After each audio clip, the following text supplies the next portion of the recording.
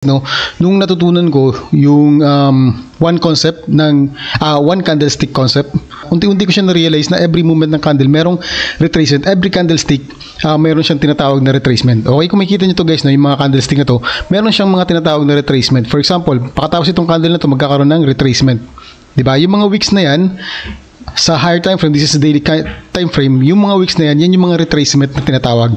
Okay, so right now we are on gold, and ang ginagawa ko lang guys, no, tinitingnan ko kung ano ba yung candlestick yesterday. Ano bang meron yesterday's candle? No, bullish ba siya? Bearish ba siya? For example dito guys, kung makikita nyo dito, this is yesterday's candle. We have a red, no? Kaya lang, tingin nyo, tradable ba yung candle na to? 'Di ba? Kung i-compare nyo tong candle na to at i-compare nyo dito sa candle na to, alin sa dalawa? For example, eto, i-compare nyo tong candle na to, no?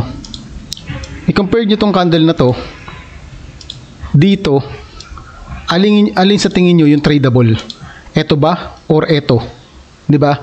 So kung tingin nyo guys, no, eto yung tradable,